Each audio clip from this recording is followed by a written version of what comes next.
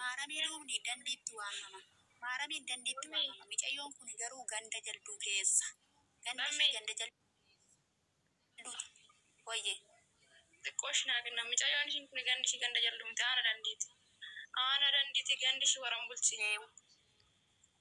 Waran bulchi. Akka nuti absite kana. Mashiin kun.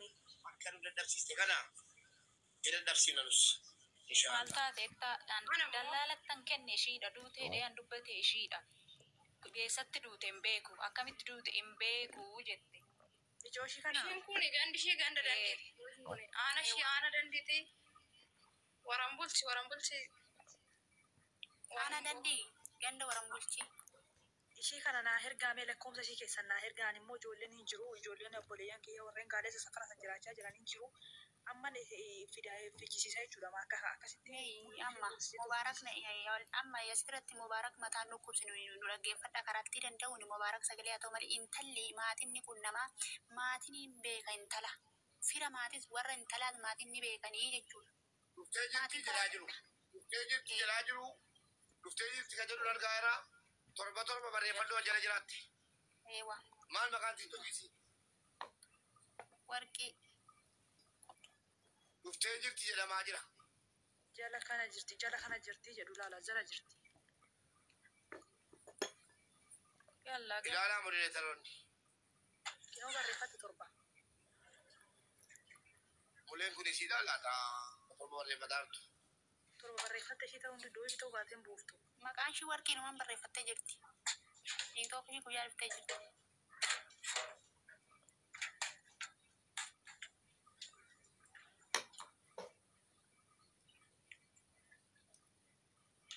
Jala jirti jedha tokko.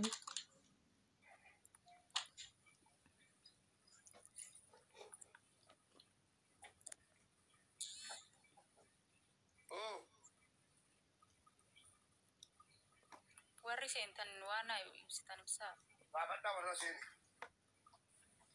Maaliif warri dhufta warra haaraa seentan. Lakkoofsa mucaa obboleessa mijoo kana mijoo duute immoo warreen gaafachaa jirtan dura jala jira. Wanti isin gaafatanii fi lakkoofsa mucaa dhaggeeffadha. Lakkoofsi mucaa samma mubaarak irraa xumuru. Mucaa silaa amma namni hundi bilbilanii maatiin jeeqina. Dhugaa rabbi yoo kallattii anayyuu kunoo na jeequ nama meeqatu sirra bilbilanii kennina abbuma argitanii lakkoofsa maatii. Maatiin burjaajee maatiin utuu burjaajofne asitti jira. Dhugaa rabbi maatiin rakkachaa jira namni hundi Bakka amma sheer godhaa ijoollee sheer godhaa. Inni kayyaa dabalatu maatiin cinqameera dhugaa. Lakkoofsa obboleessaa barbaade nan kenna. Lakkoofsa obboleessaa Mubaarak erga lakkoofsa mucaa nama argitanitti hin erginaa dhugaa rabbi. Maatiin maaliif jennan cinqamaniyyuu. Du'ashii inni kun jecha biraa itti hima. Maatiin du'aa dhabanirra boqonnaa dhabanii rakkachaa jiran. Maatii saniif yaaduun nu barbaachisan. Jedhamni maatiidhaaf immoo jira eeggachuun dirqama keenya. Sammuu isaanii erguun dirqama keenya. Dhugaa rabbiin biyya namaa jirra. Eessan baatee galtaa eessan dhufti jedhee maatiin keenya jaqanii nu eegaa jira. Bagana gaannuftee artistuufa. Ayyee cufti keessanuu baga nagaan miidhanii yaadicha dhaggeeffanne waan itti jirtanne suuraa fureetti keenyaatti harkarraa amma seenu kooti. Okay. Intalli kun maqaan isii warqee jedhamti. Warqee Taaddasaa jedhamti. Ijoollee shawaati. Warqee Taaddasaa jedhamti. Namicha kanaan isiitu wal beeka. Namichi saba isaan beeknu Amaariffa dubbata malee. Amaariffa dubbachuu isaan dhaga'e. Kana booda wanti dallaalaadha. Intala kana mana hojiitii baas jettee ergiti. Namichachi yeroo deebi'u duuteetti jedhe. Makiinaan kun garagadee. Makiinaan kun immoo hoggaa meeqaan dura jedhame. Egalee makiinichi hoggaa meeqaan dura miidiyaa irra ture jedhame. Amma isii kana maal jenne kottuuti namatti kennite eenyummaa isaa nu himi. Reeffa mucaan nu himi. Jennaan diddee deemtee jedhan amma xiqqoo sii galeera.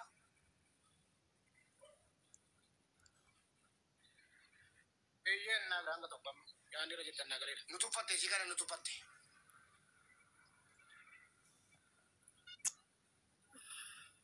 Maatii biyya keessa jiru bilbila naa kennanis bilbilee hordofuu danda'a gaafachuu danda'a haala isaa adda baasanii rakkoon waan na jirutti deemudha.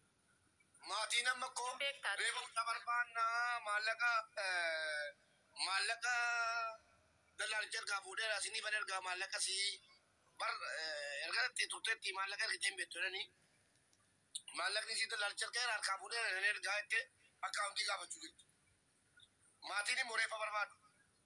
Galee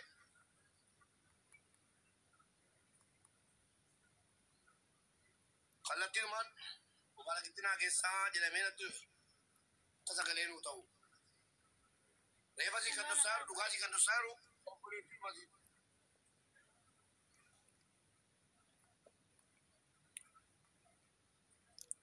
Reenfi mucaayyoon kan duuta jedhee maatii eega ishiidha. Ammas deebitee namicha kanaan nuummaan nu jette namichi silkiin irraa cufatee namicha hargaa hin jiru namichi nu karaa hunda karaa fi bilbiloo kee silki suura isaallee kaasee miimisiif jiraan feesbuukiin iimoodhaan waasaappiidhaan telegiraamidhaan karaa hunda nurraa bilookate silkii jijjiirratee namicha quban qabu jedhan.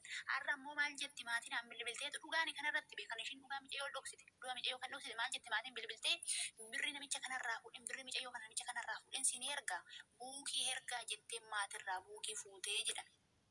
Eessaa fidde namicha kana ciniinnattee kan dhoksitu micayyoo duute jettee kan himte ishiidha. Ciniinnattee immoo kan dhoksitu birrii kana immoo namichi kun lafa jalaan itti kenne moo waaqarraan dhaqee itti kenne moo eessaa fiddee birrii kana immoo jara maatii kanaa ergiti.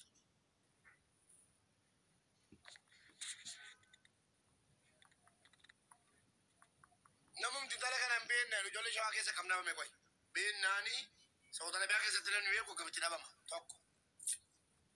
Ani biyyatti nan ishii beeka bee Mubaarak biyyatti nan ishii beeka. Ani iyyuu bar biyyatti nan beeka ture bicoo kana nan Sitti bakka ishiin akkaataa ishiin jirtu iddoo ishiin jirtu tun hin beekne mana biyyatti hin beeka.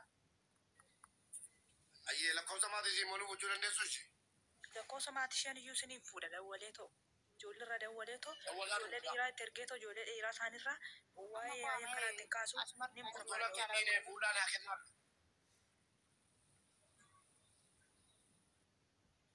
Lakkoofsicha keessan na erguu dandeessa saamaarraa warri yaala jirtan keessanuu na argitan nu amma gaafachuu nan danda'a. Ajjala galtee turte ilaal ijoolleen galtee baateedhaan mana gannis galtee ani hin beeku duuteetti maal jettee utaaltee baateedhaan kun immoo isiin baasu gamaa gamana maatii dawwala lakkoofsa maatii asirrattan himaa hundi keessan maatiitti dawwala. Maatii ishiitii.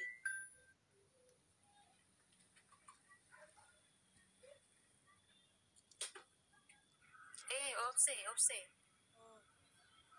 Ammaatii ishii kana hin qabda hin argatta lakkoofsaan lakkoofsa onlaayinii irraa ba'aa jiru sagaleen itti qabee.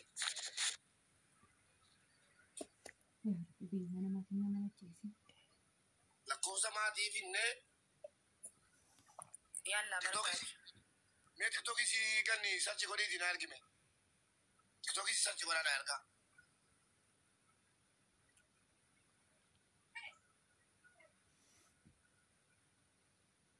Marta TikTokii qabda. Marta TikTokii talatanii TikTokii qabda naayim. Jirtu akkam jirtu hundi keessanuu. Nagaadha dirre. Jirra nagaadha. Mucayyoon kuni obboleessi ishii burraayyuu jira. Burraayyuu dirree jira ishii.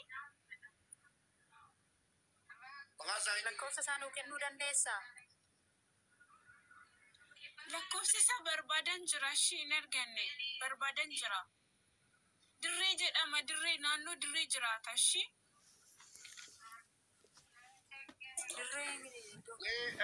maqaan ishee eenyunni Burraayyuu ta'ee dirree mara. Maqaa ishii hin beeku ani rifeensa hojjedhee fi beeka. maqaan tiktokii si maal jala joo Bara 2015. maqaan tiktokii si eenyun jedhama sarchi godhee barbaannaaf mooloo meeqa qabdi. Warqii jedhamti tuni. Lakkoofsa ishiidhaan barbaada lakkoofsa obboleessa.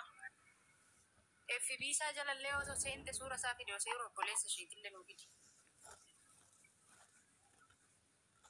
Warqee Taaddasaati. Warqee Magarsaa. Warqee Magarsaa. Maartaati TikTok ishiin qabdu. Warqee Magarsaati okkee. Yedoon godhee screenshot godheeraadha. Warqee Screenshot naa godhuu dide beekiyya. Screenshot godhaa jechaan ture. Ano eega ishiin baatan screenshot godhe. Warqeen screenshot gootee turte. Maarta mijayyoo ishee jirtu shan adaada sanitti ishee ergodhime intala shan adaada ishee bala kana jirtu jiru kana ishee beeru jirtu kanatti ishee ergodhime isheen haadhoftu ishiin hin beekti amma mijayyoo sanii ciiti baay'isee wanni yaa rabbi baay'isee waama mijayyoo ishee jirtu sanitti ishee ergodhe. Warqee qoyna baasuu dide warqee.